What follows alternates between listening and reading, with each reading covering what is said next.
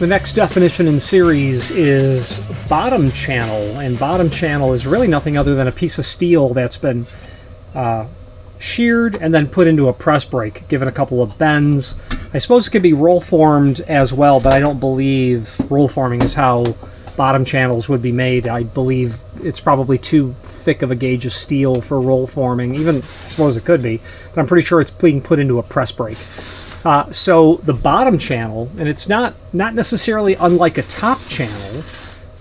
Generally, a bottom channel and a top channel are the same channel. It's just one is a U at the bottom, and then the top channel is an inverted U up at the top, even though, depending on who the manufacturer is, they may do a inverted top channel or they may do a flush top channel. Kiwani always did flush top channels. I think on their E door, their D door, and their VM door, I think they were always flush top channels. Some manufacturers will argue that a inverted top channel, since we're talking about channels, is superior to a top flush cap or channel, so that the installer, their argument is that can get up there and grind the door to fit. And I'm thinking, if you've ordered the door the right size, there would be very little grinding involved, hopefully. So a bottom channel is literally a piece of U-shaped metal. I have one here, courtesy of Gulfport Industries in Tampa. They have provided a couple dozen for sure props and sample pieces for me to use in this series. To them over there, I say thank you very much. So this would be a typical bottom channel. It could be a top channel as well, but we're talking about bottom channel, so it's going to look like this. So what happens is the steel is going to be, well, first of all, we'll talk about the construction in a moment. You'll notice that there's a hole here. You'll notice that there's a hole over here. I imagine that this is a 4-foot channel. I don't know the length. Let's check. Yeah, this would be typical for a 4-foot door, is what this would be.